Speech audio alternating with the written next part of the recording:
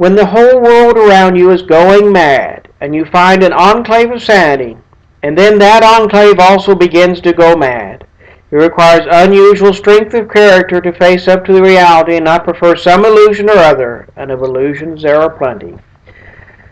So says Bishop Richard Williamson, and he's absolutely correct on that. That's what I've seen. And remind me of the St. Nilus prophecy. Then they will separate themselves out of the world in holy refuges, in search of lightening their spiritual sufferings, but ever they will meet obstacles and constraints.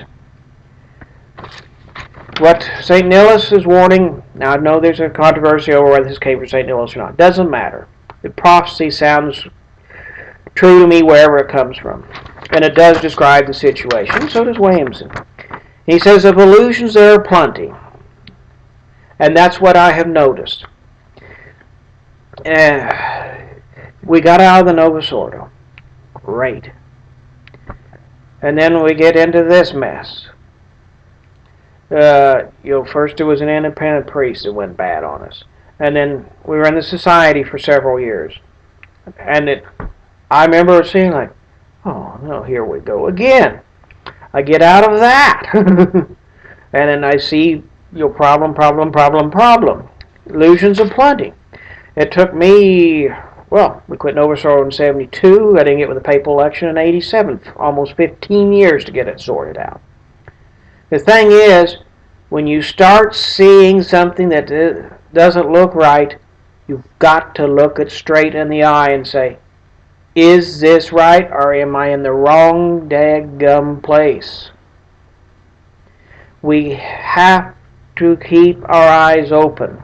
Jesus said in this time, if it be possible, even the elect will be deceived. I thought about this many, many years ago. When I read it, it really hit me. I said, well, if it is possible that the elect could be deceived, if they can be deceived, what about me? Because I'm not going to be so prideful to say, I am part of the elect.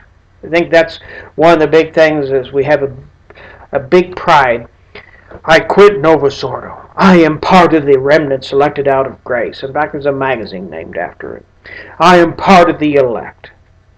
God has given me such great things, and I am just so... No. Don't be prideful. Do not be prideful. Pride goeth before a fall, because there are illusions aplenty, and these illusions will take down the prideful every time. And to the prideful I say, you will find yourselves burning in hell because of your pride. But let's get back to this. There are illusions aplenty. So we've got to keep our eyes open. We've got to learn the faith. We have to strengthen ourselves. The days of just studying catechism as a child and then putting it away never were really there, as Pope St. Pius X said over a century ago. He ordered the pastors to teach the catechism to their faithful every Sunday. It wasn't done. That's why we're here today. I'm telling you today, get into the faith. You learn that catechism and you learn it well.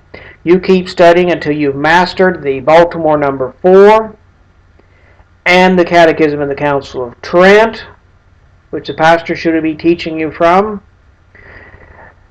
until you have mastered those 2 catechisms. And then when you get done, start over and review. That is to keep yourselves from going off course.